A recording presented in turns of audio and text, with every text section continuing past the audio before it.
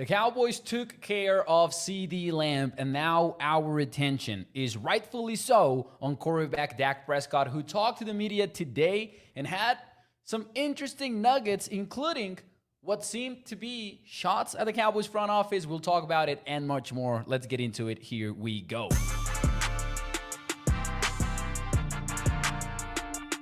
What is up, everyone, and welcome into A to Z Sports Dallas Primetime. I am your host, Mauricio Rodriguez, streaming with you live every Sunday and Thursday night at 8 p.m. Central here on Dallas On Demand Sports Talk Network. With a lot more content coming your way, check out atozsports.com. And by the way, we've got college football coverage now. So I know some people are excited in the chat already about the college football games that are taking place. According to a portion of Cowboys Nation, you could be watching the next Cowboys QB in Shedeur Sanders. I say that jokingly because there's actual fans that do hope to see that, but I don't think it will happen. I'm just having some fun with you guys in honor of college football being full go. A lot of games on TV right now on college football. That's why I appreciate you taking the time to listen to Primetime today. We'll talk some Cowboys football. We'll talk Dak Prescott talking to the media. And listen, this will generate some controversy because some people are saying this is not a shot at the Cowboys. Some people are saying that Dak is just having fun. And some people are saying, wait, this is something. Dak Prescott is actually a pretty smart individual, and he knows what he's saying at every turn, right? So we'll talk about that and much more. Shout out to Gregory. Yes, sir, we are live right now. Mark Aaron, shout out to you, sir. Isidro, thank you, everyone, for joining the show right now. Let's get into it, man. Dak Prescott said two big things in his media availability session this beautiful Thursday. There was two big things that stuck out. Number one was, man, I don't have the exact quote. Let me find it right now. Because you know how I am. I kind of hate paraphrasing because that can, I have a clip of the important part, but here goes the first one. I stopped honestly listening to Jerry Jones, to things Jerry Jones says to the media a long time ago. It doesn't really hold weight with me. A lot of people are taking this to mean that he just has stopped listening to Jerry Jones overall. I think people are taking that the wrong way. I think what Dak Prescott is saying is whatever he tells to reporters doesn't really matter. It's about what actually happens behind closed doors, which makes a lot of sense because we just lived it with CeeDee Lamb. We heard Jerry Jones go out, talk to the media, and be like, I am in no rush getting the CeeDee Lamb deal done. And eventually, it got done just like we all expected it to because things were happening behind closed doors. So I think that's all that Dak Prescott is saying there. It definitely caught a lot of attention. I think that is a piece of advice that Cowboys Nation should really take to heart. Just let's not put too much talk into everything that Jerry Jones says, because he, at this point, has admitted that sometimes he just says stuff in order to rile up the masses and have them talking about the Cowboys. He's admitted to it, to reporters. So this is not something that we're even speculating on. Jerry Jones has clearly, explicitly said, sometimes I say stuff just to get people talking. So I think that's what Dak Prescott means there. No biggie. This is the part that really caught my attention, though. Man, of course I forgot to upload the clip, so I'm just going to kill some time here. There you go. It's already uploading. Here is the bit that Dak Prescott said today that actually caught my attention and that I actually perceive as somewhat of a shot at the Cowboys front office, but I also think these comments that we're about to hear foreshadow the contract endgame between the Cowboys and Dak Prescott. Let's take a listen. As I said, well, back in camp, it's two parts to this. Both sides have to come to the agreement. You don't need a deal done before the season. I don't need no. Would you like it done before the season? I think it says a lot if it is or if it isn't. But however, doesn't really matter to me, to be honest with you. What does it say if it isn't? Just how people feel.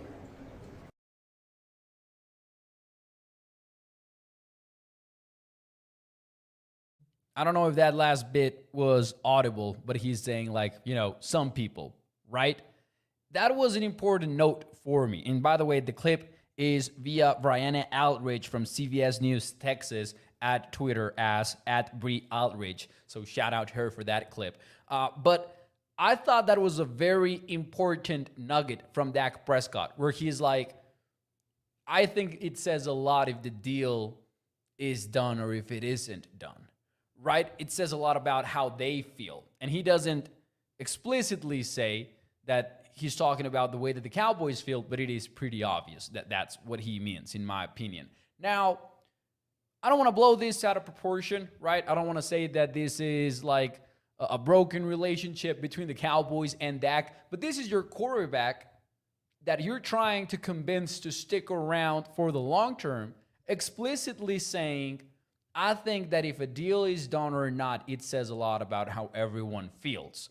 That is meaningful when you consider how much leverage Dak Prescott has in this situation. And I think it is meaningful when you consider that there's technically no deadline set for the Cowboys to strike a deal with Dak Prescott, but that there might be an unofficial important date when the season starts. Because once we are into the regular season, it is going to be very tough to convince Dak Prescott to not reach free agency in March. And this is not anything new. This is something that we've been talking about for months now.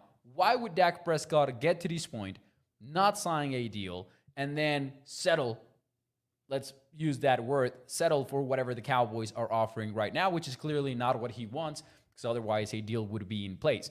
But why would Dak Prescott get this far, allow the regular season to start in a week or in a couple of weeks, and then not reach free agency in March? Like, when you really realize how much leverage he has on his side, you understand that, okay, the Cowboys' best shot at making this happen is making it happen now, before the season starts, not once we're already playing football.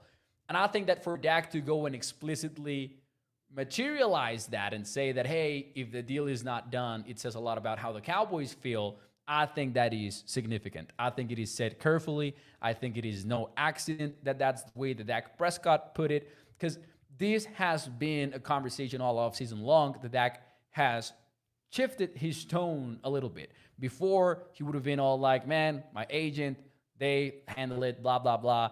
But lately, we've been hearing Dak Prescott be more along the lines of, well, I'm open to everything. I'm not afraid of playing elsewhere, which is something that he has also said early on. He talked about, being open to every possibility as well, being a professional quarterback. And now he's saying this, right? He's basically putting it out there that if a deal is not done in place, it says a lot about what the Cowboys feel. This might end up meaning nothing. Now, that's the key part here. I don't want to blow this out of proportion. Deals happen, and the Cowboys might reach it. But if anything, Dak's shot, in my opinion, highlights that we might be in the end game of this whole conversation. It might really be important for him to get this done before the season starts. And that's something that we really have not explicitly heard from any of the sides yet, because the Cowboys are telling you that they can make a deal when the season is ongoing. It once happened with Tony Romo in a very different situation, but a deal could happen during the season, but it would have some meaning if it doesn't happen, which is very important in this conversation when your quarterback has a one-way ticket to free agency that he can cash in if he wants to cash it in. Let's see some of your comments, though, but first I do want to ask you this, and let me know what your thoughts are on the chat. Is this a shot at the Cowboys or not? And I'm just going to play the clip for those of you who are just joining the show once more. Here we go. As I said, well, back in camp, it's two parts to this. Both sides have to come to the agreement. You don't need a deal done before the season. I don't need no. Would you like it done before the season? I think it says a lot if it is or if it isn't. But however, doesn't really matter to me, to be honest with you. What does this say if it isn't? Just how people feel. Again, he says, hey, listen, don't need it before the season, but it does matter to a point. It says a lot, right? Otherwise, he would have been like, no, it doesn't matter. This is just business, and do the thing that he usually does when he talks about the contract. I think it's pretty interesting. Honestly, at this point, some people ask, do you think it's going to get done? Do you think it's not going to get done? I honestly don't know with Dak Prescott. Different to the CeeDee Lamb thing where we were always like, It should happen. It will likely happen before the season starts. We talked about the Justin Jefferson template being there and making things easier for everybody. With Dak, it's a little bit different because the Cowboys have basically, they just have to embrace the fact that they're going to lose out on this deal because they allowed Dak Prescott to get so powerful in this position since the previous contract, right? When they didn't took care of things in time and then they had to give up the no tag clause, the no trade clause, all of that. Isidro says, Clarence asked the right question. Man, Clarence Hill is awesome, I think. Joe Hoyt, Jeff Kavanaugh, Aisha Morrison, Jesse Holly. That's a great team that they put together over at Dallas Sports. By the way, if you have not checked that out, do that. They deserve it. DLLS Sports, go check that out. But anyways, we have a lot of comments here. Mike Rizzo says, I don't believe it's a shot from Dak Prescott. Talk says, deal done. Man, how amazing would it be for a deal to happen before the season starts between Cowboys and Dak? It wouldn't really fix everything that we've talked about for months, but it sure would make us feel better. Because if that season starts, man, and Dak is not under a contract extension, I am pessimistic. I am skeptical that a deal will get done at any point. But we'll see how they make it happen. The Cowboys have been known for letting these things go long, and then they end up taking care of things because at some point they do open up the checkbook. Hopefully that's the same that happens with Dak, but it is going to be an expensive check when it comes to it. So we'll see what happens there.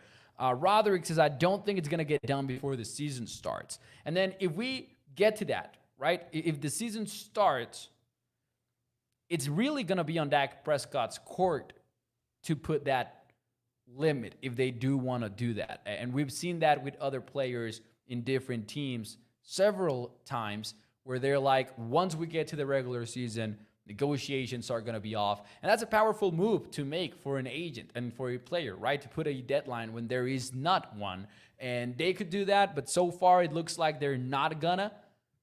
But I do think that doesn't mean that the price isn't going up, because every day that goes by, Dak is closer to that free agency status in 2025, where there will be a massive bidding war if it comes to that. So every time that they get closer to that date, the price naturally goes higher and higher. Now, somebody said, and there was a good question around here, David Cowboy said, but he doesn't play for the money? Because a lot of people remember that Dak Prescott said that he didn't play for the money. I do think that was a very misconstrued quote, right? Obviously, Dak wasn't saying that, hey, I would do this for free. Dak Prescott was basically saying what motivates him as a player is not financial stuff, right? He plays the game because he loves the game. And I think this makes sense for a lot of players. There might be a lot of them that are really into it just for the money, just to get to the NFL and get that paycheck. But I do believe that when you get to that level, like right now, Dak Prescott doesn't need to play for the money. Like that's what he meant, basically. Dak could not cash another check in and he will be okay, right? Because he already had that first deal. So I think that's what that quote was about, just where the motivation comes from. And he was talking about, you know, not really caring about the money in that way as it relates to him playing football. And that's why he was in there in training camp. That's why he was in OTAs, in minicamp. That's why he showed up, right? I think that's what Dak Prescott was trying to say there. Some people took it as, well, how dare he ask for a contract that he deserves, right? And that was wild to me, that people still take it like that. I don't think it was never what Dak Prescott meant. It was just about the motivation aspect of it all.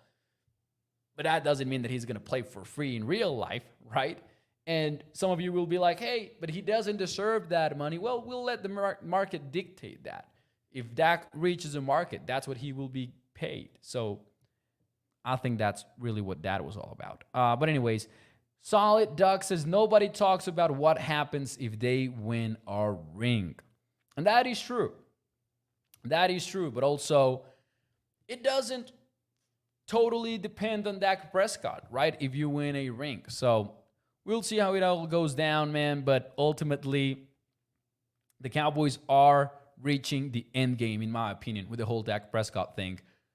Samuel Johnson says also about the doesn't play the game for the money. So why are you so greedy if it's not for the money? But we got to define greedy, right? We got to come to a definition of the word greedy.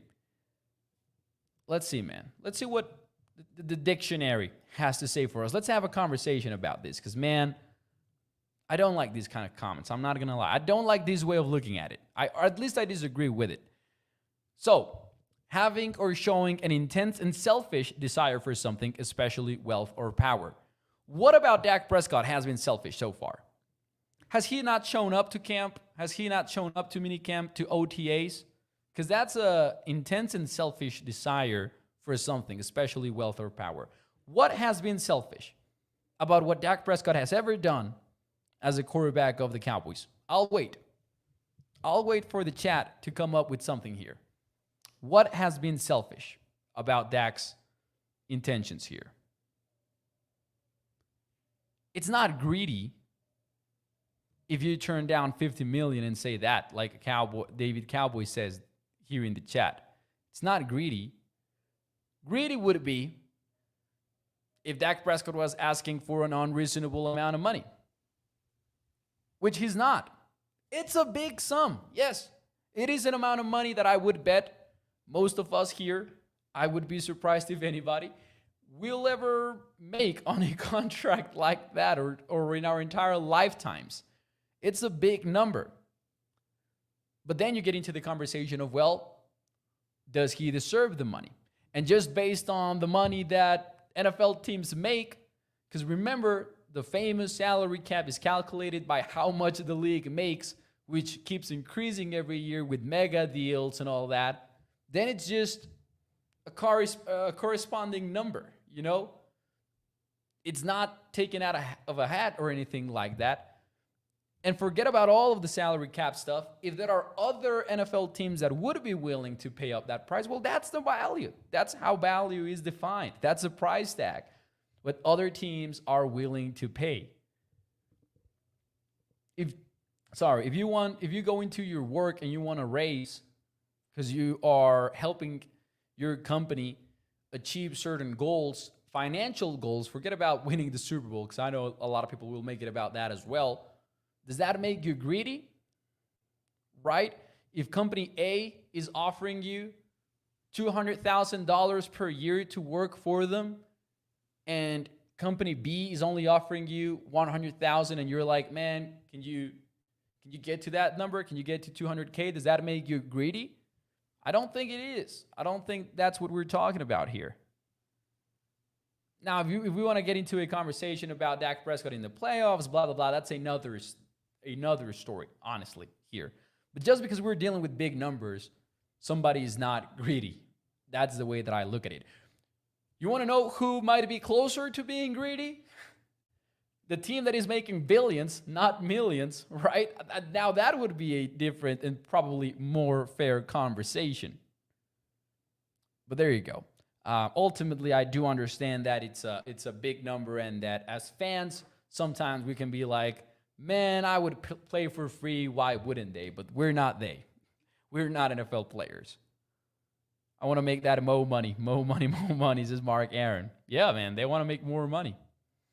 I don't make $200,000 per year. I don't make $50 million either, Mark. So that's not that mo money. I'm just gonna say that. Anyways, ladies and gentlemen, the season is near. Obviously, we're talking about contract stuff today, but that's not gonna be the case for long. The good news is that the season is in the horizon. This show actually marks the end of a long off season because it was pretty long. Next week, we are on to the Cleveland Browns, starting on Sunday night at 8 p.m. Central. And just let me tell you this, man, we're going to talk about Myles Garrett going up against Tyler Guyton. We're going to talk about other challenges regarding facing that Cleveland Browns defense. It is going to be fun. The Cowboys right now, second favorites in the sports betting world to win the NFC East. Odds on, it's the Eagles. The Eagles are the favorites to win the division. We'll talk about that next week as well. We'll talk about some players that need to step up. It's going to be a fun week, man. I cannot wait to go into it. But everyone, thanks so much for tuning into tonight's show. I really appreciate it. and I'll see you on Sunday, 8 p.m. Central. We were on the shorter side of things today. Maybe I should have come in with another topic, I guess. But I'll let you be for this Thursday night. Enjoy yourselves and have a great weekend. Bye-bye.